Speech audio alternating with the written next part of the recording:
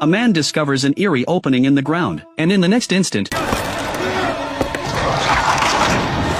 we're deep in the Egyptian desert, where an archaeological team has unearthed a pyramid with only 3 sides. Satellite imagery leads experts to boldly predict that at least another 180 meters lie buried underground, hiding secrets no human has ever seen. After days and nights of frantic digging, the entrance is finally exposed. But the moment a worker pries away the last ceiling stone, a burst of thick smoke erupts outward, like centuries of trapped rage suddenly released, spreading rapidly through the crowd. In an instant, the worker collapses in agony, his face turning purple, clearly poisoned by toxic gas, dead on the spot. Rather than halting the dig, the death only fuels the team's obsession, convincing them something extraordinary must lie below. But bigger trouble follows. Mass unrest breaks out across Egypt, and the Minister of Antiquities orders all archaeological teams in the region to evacuate within 24 hours. Reluctant to abandon the site, Professor Holton is about to order the withdrawal when his daughter Anna stops him, urging him not to walk away from a once-in-a-lifetime discovery now within reach. Between the pull of fame and fortune and his hunger for the unknown, the professor's resolve crumbles. They decide to gamble. Using their final 24 hours before evacuation, they send a robot in to scout ahead first, but the moment it enters the opening, it's attacked by some mysterious force, as if swallowed whole, and the signal cuts out instantly. Still, this doesn't deter them. Donning gas masks, the team enters the tomb of death one by one. The entrance passage is unnervingly narrow, suffocatingly tight. After some searching, Anna's boyfriend Mike finds the wrecked robot at the end of the tunnel, and directly above, a large opening is visible. The group works together to climb up into a spacious chamber scattered with ancient weapons. Professor Holton explains that in ancient Egypt, pharaohs were typically buried with weapons like spears, meaning the sarcophagus must be nearby. Strangely, though, Anna spots fresh blood on the surface of one weapon. Not grasping the danger, the group presses on deeper into the pyramid. The deeper they go, the more wrong it feels. They eventually realize they've circled back to where they started. Suddenly, the ceiling overhead begins to crack, fissures racing across it like lightning and spreading down to the floor. Professor Holton shouts for everyone to freeze, but it's too late. With a deafening crash, the floor gives way, and everyone plunges to the level below. Miraculously, no one is seriously hurt. Their cameraman, Luke, pulls off his gas mask, finding the air breathable, but he's hit by an overpowering stench, like rotting flesh mixed with excrement. Mike removes his mask too, but suddenly a boulder crushes his entire left leg. The others rush to help, but the boulder won't budge. It's clear Mike will bleed out before long. Meanwhile, their companion Suni spots a tunnel directly above a corner of the room. Confident from years of rock climbing experience, he suggests they climb up to search for another way out rather than wait to die. After a difficult climb, he does find a passage above, but when he shines his light down its length, he sees something unidentifiable at the far end, its back turned, gnawing on something. The next instant, Suni screams and plummets from above, crashing down right on top of cameraman Luke. Before he can describe the creature he saw, Professor Holton cuts him off. He's found a stone door, its sides carved with soldiers bearing spears, seemingly warning intruders of horrors within. But his daughter Anna won't hear of turning back. Mike won't survive much longer without help. Reluctantly, the professor opens the door and leads the group onward. Before leaving, Anna reassures Mike she'll come back for him. But no sooner have they left than his agonized screams erupt behind them. When they rush back, he's gone. Only a trail of blood remains, leading in gruesome, broken streaks into the tunnel they just left. There's no time for Anna to grieve. Death shows no mercy. She wipes her tears and pushes on. The group squeezes into a narrow, suffocating passage, its stone walls closing in like the jaws of a giant crocodile, forcing everyone to crawl forward on knees and elbows. But even greater than the unknown ahead is the terror creeping up from behind. Anna, bringing up the rear, glances back to see several pairs of eyes glinting in the darkness. All four scramble forward in a frenzy, no one daring to stop. Suddenly, a figure appears at the tunnel's mouth. An Egyptian military guard stationed to watch over the pyramid, drawn by the screams. He pulls everyone out one by one, then opens fire with a machine gun into the opening, the muzzle flash lighting the tunnel white as the wounded creatures flee. Just as everyone believes the danger has passed, a massive hand yanks the soldier into the darkness. The group huddles against the wall, barely daring to breathe, terrified they'll be next, until the darkness falls completely silent, and they shakily rise to keep searching for a way out. The professor warns everyone not to touch anything as they walk, yet he himself can't resist reaching out to a hanging stone pillar. With a click, the pillar drops and seals off the path behind them. Before anyone can react, sand begins pouring from the mouths of eerie statues lining the walls. The group sprints forward, but the sand deepens beneath their feet like quicksand, dragging down Anna, who's trailing behind. The professor rushes back to save his daughter, only to see Suni, running in front, suddenly stop, impaled through the stomach and thigh by sharp blades. Anna is still struggling in the sand, and the terrified cameraman Luke freezes, unsure what to do. Then, a pack of dark shapes emerges from a hole in the corner, resembling cats at first glance, but far more vicious than wolves. They pounce, biting and tearing, screams and snarls mixing into a bone-chilling chorus. Fortunately, the professor manages to pull his daughter free from the sand. Rushing over, he sees Suni surrounded by the monstrous cats, and without hesitation and throws down a flare, the light instantly scattering the creatures. He ties a rope to a stone pillar, and the three slide down together, trying to pull Suni off the blade impaling him, but halfway through, blood gushes out like water, forcing them to lower him back down. After the ordeal, Suni, having lost too much blood, begins convulsing uncontrollably and soon dies. Numbed by the string of deaths, the remaining three compose themselves and press on, eventually circling back to the weapons chamber. The professor calmly notices air flowing through a crack in the stone, suggesting a passage lies beyond. After searching, they find a hidden switch on a statue, revealing a wall densely carved with skulls, their hollow eyes seeming to stare, their cracked mouths seeming to sneer. The group cautiously enters the cave beyond, finding it littered with the corpses of the monstrous cats. The professor theorizes that such creatures could survive for millennia in a sealed pyramid only by cannibalizing each other generation after generation, evolving into the monsters they've now become. At the passage's end, they discover a chamber holding a sarcophagus at its center. Surely the pharaoh's tomb. Behind it lies the withered corpse of a tomb robber. Anna finds a notebook in his hand, recording that an escape route lies nearby. Before she can finish reading, the group witnesses something that sends them sprinting for their lives. Survival now the only goal. But the path ahead is already blocked by boulders. Cameraman Luke then makes a bold decision. Since death seems inevitable either way, he decides to use his final moments to capture real footage of the creature, so the world will know the secret. He turns back toward the sarcophagus chamber with his camera, switching it to infrared night vision. As the lens slowly zooms in, the massive creature comes into view, placing the professor's heart onto an ancient scale. It turns out to be Anubis, the god of death from ancient Egyptian legend, sealed within this pyramid by a pharaoh as punishment for grave sins, doomed never to be reborn, unless he consumes a heart pure enough to weigh less than a feather, which would let him ascend to heaven. Clearly, the professor, a mortal driven by desire, doesn't qualify. Luke hides behind a pillar, not daring to breathe, but Anubis suddenly leaves, giving the two survivors a window to escape. They return to the sarcophagus chamber, where a composed Anna studies a ceiling mural and locates the position of Sirius, and in the direction it points, an escape route. With no time to lose, they climb toward it. Unfortunately, Anubis reappears and drags Luke into the darkness. Seizing the moment, Anna claws her way desperately toward the exit. But the next instant, when Anna opens her eyes again, she quickly grabs the blade she'd hidden earlier, preparing to secretly cut the rope binding her wrists, only to find Anubis's claws already plunged into her chest, about to extract her heart. Just as he's about to seize the moment, Anna dashes forward, only to freeze in horror as the monstrous cats block her path. Trapped between two dangers, salvation arrives at the last possible second. The cats suddenly turn on Anubis instead, the two locked in a vicious brawl. Snapping out of her daze, Anna scrambles and crawls toward the exit with everything she has left, finally stumbling to the opening, but collapses from exhaustion the moment she reaches it. Sometime later, Anna wakes to the sound of faint footsteps. A blurry silhouette stands before her, a local child. Relief floods through her, until the child lifts up the camera, and Anubis emerges from behind him once again.